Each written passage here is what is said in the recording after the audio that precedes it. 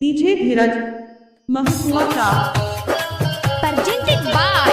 Albina Recording Studio, Simla. DJ Dheeraj महत्वाचा जिला Purnia mobile number 99 Bihar गे देखे में लागे छिनार गे अली बंगाल से तेहू बिहार गे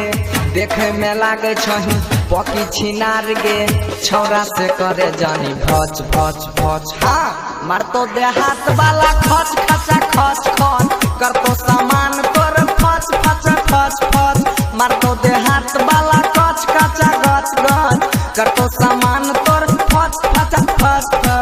अली बंगाल से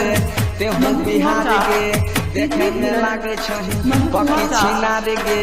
छौरा से करे जानी भच भच भच भच मार तो दे हाथ वाला खच खचा खच खच कर तो सामान तोर फच फच फच फच मार तो दे हाथ वाला खच खचा खच खच कर तो सामान तोर फच फच फच फच JK Yadav Films.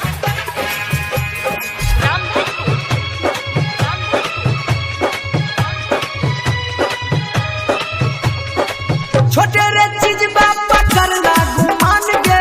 तोरा से बर छई हमरो सामान गे तोरा से बर छई हमरो सामान गे छोटे रे चीज बापा करना गुमान गे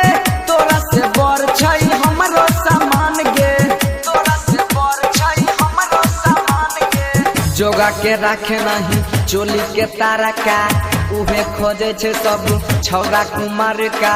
सबके नजरिया से बच बच बच हाँ मार तो दे हाथ वाला खच खचा खच खच कर तो सामान तोर फच फचा फच फच मार तो दे हाथ वाला कच कचा कच गच आपका नाम क्या है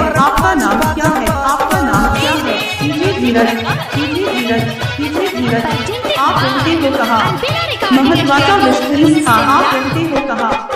महत्वाचा विश्वरी स्थान आप रहते हो कहाँ महत्वाचा विश्वरी स्थान सुनेगे छौरी मिर्चैया मसाला पल भर में टूट जे तो भीतर के ताला भीतर के ताला भीतर के आए हाँ सुनेगे छौरी मिर्चैया मसाला पल भर में टूट जे तो भीतर के ताला पल भर में टूट जे तो भीतर के ताला बंसी से कर लेना मन के बात गे श्री नारायण कर तो रोज मुलाकात गे तबे तू कर में हच हच हच हाँ मार तो दे हाथ वाला खच खचा खच खच कर तो सामान तोर फच फचा फच फच मार तो दे हाथ वाला कच कचा कच गच हो जे तो बौआ तोरा घाच घाचा गच गच अली बंगाल से तेहू बिहार गे देखे में लागे छही पकी छिनार गे छौरा से करे जानी भच भच भच भच मार तो दे हाथ वाला खच खचा खच खच कर तो सामान तोर फच फचा फच फच मार तो दे हाथ वाला खच खचा खच खच कर तो सामान तोर फच फचा फच फच डीजे धीरज महत्वाचा